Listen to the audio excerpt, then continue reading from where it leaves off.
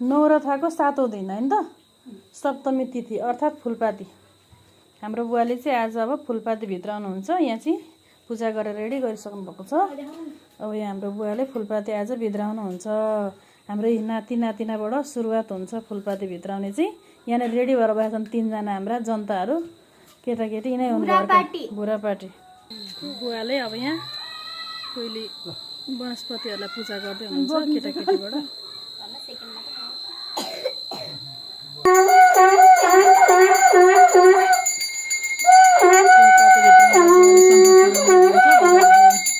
फुलपाती अब चाहिँ हाम्रो घरमा फुलपाती भित्रिनको तयारी हुँदैछ। बुढापाटीहरू अगाडि आए, देउरानीले वनस्पति बोकेर ल्याइन्, बुवा बजाउँदै बजाउँदै आउनुभयो। अब हाम्रो घरमा यसरी आज फुलपाती भित्रिँदैछ। सप्तमी या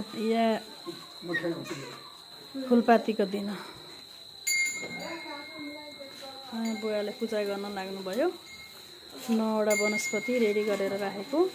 केटाकेटीहरू यहाँ 3 जना, कोही यता हेर त, कोही यहाँनिर फुल बोक्ने, कोही अबिर केसरी, कोही घन्टा बजाउने छोरो, 2टा छोरो नानी। आज देउरानी र बुवा भएर चाहिँ आज फुलपाती सबैजना भएर फुलपाती भित्री नै पूजाआजा हुँदैछ। हाम्रो घरमा अब दसैँ आयो।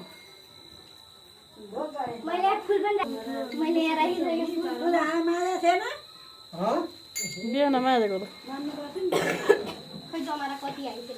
हाम्रो घरमा जमरा पनि कस्तो राम्रो भइरहेछ कि यसपालि।